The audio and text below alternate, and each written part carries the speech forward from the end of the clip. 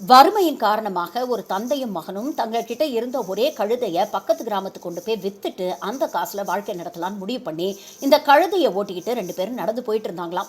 வழியில ஒரு வழிபோக்கன் இதை பார்த்துட்டு, என்னப்பா கழுதை சும்மா தானே போகுது, யாராவது ஒருத்தர் அது மேல உட்காந்து சவாரி பண்ணலாமே, உங்க பயணம் எளிமையா இருக்குமே அப்படின்னு சொன்னாராம். உடனே இதை கேட்ட தந்தை மகனிடம், நீ கழுதை மேல வா, நான் நடந்து வரேன் அப்படின்னு சொன்னாராம். கொஞ்சம் தூரம் போனோன்னே இன்னொரு வழிபோக்கன் வந்து சொன்னானா, என்னப்பா இது, நீ சின்னவன் திடகாத்திரமா இருக்க, நீ கழுது மேல உட்காந்து வர வயசான அப்பா வந்து நடந்து வராரே அப்படின்னு சொன்னோன்னே மகனுக்கு ஆமா அவர் சொல்றது சரின்னு பட்டு அவன் இறங்கி தந்தையை உட்கார வச்சு கொஞ்சம் தூரம் போனாங்களாம்.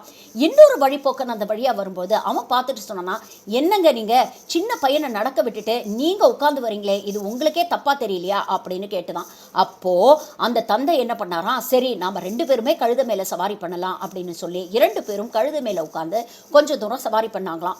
அந்த பக்கமா வந்த ஒரு வழிபோக்கன் இதை பார்த்துட்டு, அட பாவிகளா, உங்களுக்கெல்லாம் மனசாட்சியே இல்லையா, ஒரு வாயில்லா ஜீவனை இப்படியா கொடுமைப்படுத்துறது அப்படின்னு கேட்டாலாம். இதை கேட்ட தந்தைக்கும் மகனுக்கும் மனசு ரொம்ப கஷ்டமாயிடுச்சான்.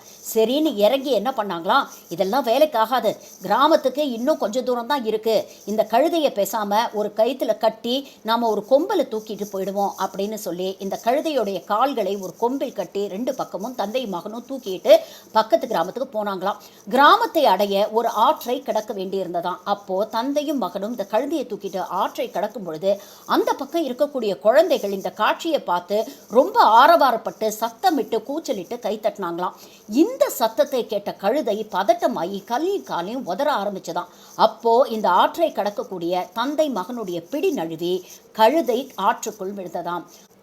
ஆற்றுக்குள் விழுந்த கழுதையோட கால்கள் கட்டப்பட்டிருந்ததுனால அந்த கழுதை ஆற்றுக்குள்ளேயே இறந்து போனதாம். தந்தைக்கும் மகனுக்கும் பலத்த அடி.